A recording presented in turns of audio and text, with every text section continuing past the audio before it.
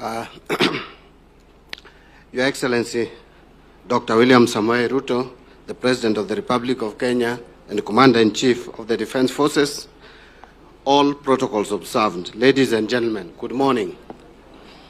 I have a very simple task to welcome His Excellency the President to address us. But Your Excellency, you'll just allow me to make a few remarks, maybe in 3 minutes. First, I am delighted to be here this morning to witness this evolutionary journey which is happening in our capital markets. Your Excellency, capital markets are the key connector of addressing some of the biggest economic challenges of our times. One of the key roles that capital markets play is mobilizing investment to catalyze economic growth and helping citizens in sharing the benefits of our economic prosperity, what we always call, and I want to borrow your own word, democratizing wealth. When you hear people saying that, yes, economy is growing, but it's in the hands or the pockets of a few, it's because the capital markets is not inclusive enough to accommodate as many people as possible. And I think the initiative we are taking today is clearly a demonstration of how then to expand the space and democratize wealth and be more inclusive. So the National Treasury will continue to come up with policies under your guidance to contribute to the growth of the robust and efficient capital markets that can more effectively play their role as engines of economic growth and broad prosperity. Expanding the group of people who have the ability to invest is central to realizing the full potential or power of our capital markets. It means, one, that capital will be available for those who are seeking it, and also it means that people who will be able to share in the potential economic upside of the return generated by that capital being put to use. So the two sides will both benefit. Your Excellency, allow me to commend the Capital Markets Authority for their lead in supporting regulatory frameworks and market-led innovations that make it easy for individuals to access efficient and attractive ways to deepen our capital markets. I am very excited with the developments we are making on the setup of our National Infrastructure Fund. So investment funds have been and will continue to be a cornerstone of enabling wide-ranging investor participation in capital markets. Your Excellency, I know that governments have a central role to play in enabling and encouraging investor participation in markets, from specific incentives to save and invest for the long term to regulatory frameworks that give meaningful access to a diverse range of investment options. That is why the Ziidi product developed by Safaricom and NSE is most welcome. As I draw to a close, I want to mention that markets work best when they function in the interest of both providers of capital, that is the savers, and also the users of capital. So for it to work, it must be a win-win situation. And that is why sometimes I need to be forgiven when I tell off and use some unkind words to some individuals who are applying pedestrian economics. They seem not to appreciate and respect the principles of capital markets. And sometimes I find it difficult to forgive them.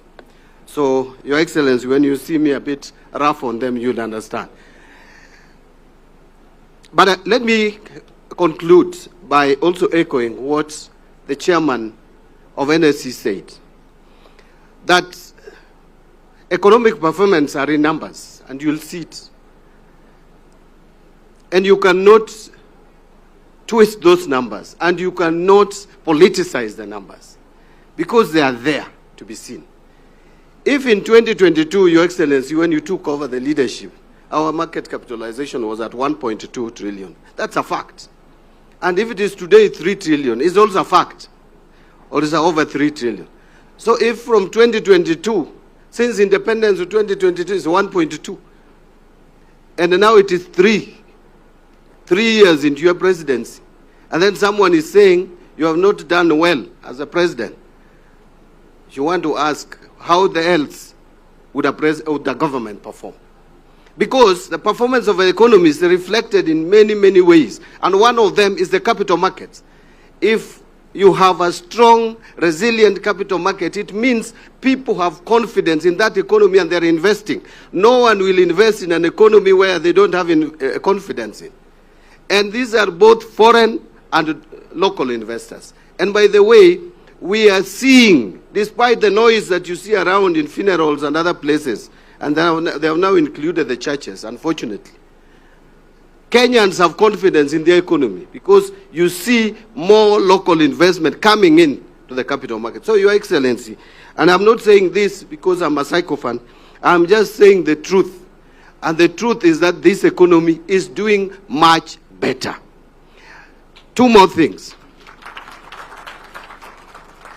Your Excellency, when you came into office, and when I listened to you at one point, when we take a lot of time sitting at State House to just think on how to get this economy out of problems or out of struggles, I hear that when you came in, you are sitting longer hours. I don't pity you. I don't envy you, Your Excellency. But at times we take too much time thinking of how to get our economy out of where it is or it has been. It is because leaders who were there before did not take time to address some of the challenges that were so obvious. For example, you are in 2022, 2023, coming to 2023, and there is a Eurobond of $2 billion US coming up for payment in June, as a bullet payment in June 2024, and you don't put in place any strategy to deal with that. To the extent you expose an economy so dangerously that Kenyans in early 2024 could not even find dollars if you went to the bank to get dollars to pay school fees for your child abroad. If you went for $2,000, if you are lucky, you'd get only 500. Your Excellency, I'm happy that under your leadership, we have managed to de-risk this economy. We have managed to reduce the possibility of near-term debt default to the extent that those who are rating us out there, I have come up with positive rating. It's not a coincidence that Moody's have said now we have a stable economy. So if people are out there saying that the economy is in shambles, economy is on its knees, yet we are rated as having moved from CAA1 with positive outlook to now B3 with the stable outlook. So what else, what evidence do you want? Lastly, Your Excellency, you know sometimes it's very interesting to work the public. We have been told a number of times, kindly put money in people's pockets, that the purchasing power of people has dwindled. Now when we say, looking at our population, looking at those who are employed, we go for those who are at the lower cadre because you campaigned on the platform of bottom-up economic transformation agenda. I was not with you in that, but I am now a student of that, and I've learned very well. I understand the bottom-up economic transformation agenda. Now, those who are earning 30,000 and below, we are saying should pay zero tax. And by the way, it is not just those who are earning 30,000 and below. Any money that you earn, which is 30,000 and below, even if you are earning $1 million, your 30,000 will also not be taxed. And then someone says that is not good enough. Look at how much that 6,000, from 24,000, which is not attracting tax today, to 30,000, is 6,000. Tax on 6,000 was 25%, a quarter of it, 1,500. Then someone is saying that is nothing. It is nothing to you because you are earning $1 million. But the person who is earning 30,000, it is a lot to give back that person 1,500. So wacha madarau, wacha kudarau hao watu. They feel it, and by the way, when I meet police officers, they are very happy. They are very excited with us, Your Excellency. The teachers who are earning 30,000 are very excited.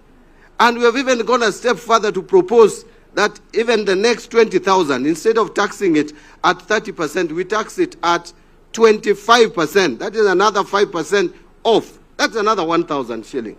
It is nothing to you because your lunch is 10,000. But that person who survives on 6,000 per week, adding them 2,000, 3,000 is a lot of money.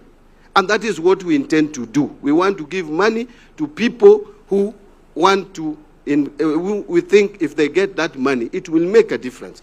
Lastly, if you say it is campaign, it is okay. Even you are campaigning. That is why you are scandalizing the 1,500 that we are giving these people. If it is campaign tool and it gives money back to the pockets of Kenyans, it is okay. It's a good campaign strategy. Your Excellency, we should continue with this campaign strategy so that Kenyans can get more money into their pockets. Anyway, let me not change. This is your day, Your Excellency. Let me not make it my day. I have my days elsewhere. I've been doing a lot of public participation on Safaricom. I think Kenyans have generally agreed now that we need to divest in Safaricom, create a pool of wealth to put into our national infrastructure fund and do bankable projects, public infrastructure projects. We have also done quite well in KPC.